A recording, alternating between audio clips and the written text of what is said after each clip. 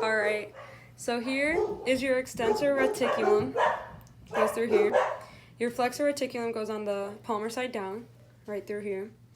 Now if we flip back the hand, palmar side up, you got your palmar aponeurosis, which is just the sheet right through here.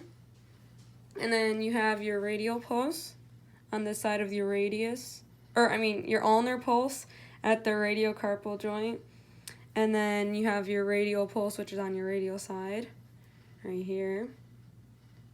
You have your anatomical snuff box, which is palmar side down.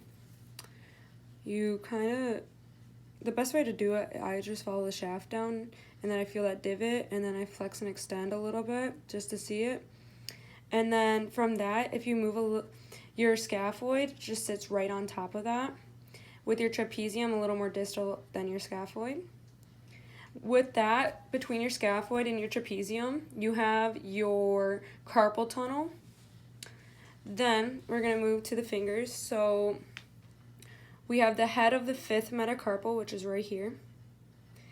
We have the proximal interphalangeal joint, which is of the index finger, which is right through here.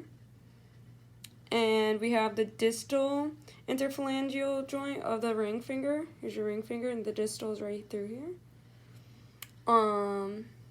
Then we have the base of your first metacarpal.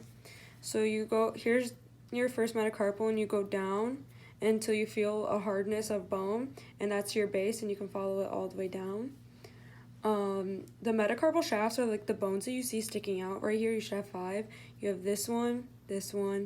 You can just follow it along to the base.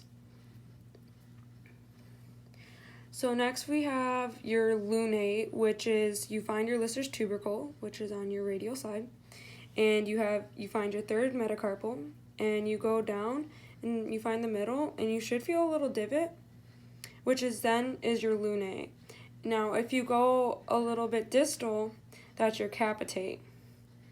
Now if we go palmar side up, we have your pisiform, which if you extend and flex the wrist a bit, right where that line is, you go a little distal, you can feel the pisiform. Now if you squeeze the pisiform, you can feel the triquetrum. Now with that, if you go more distal than the pisiform, you can feel the hook of the hamate. And with that, the hamate and the hook of the hamate is on the hamate. With that, the tunnel of Guyon runs right between the hook of the hamate and the pisiform.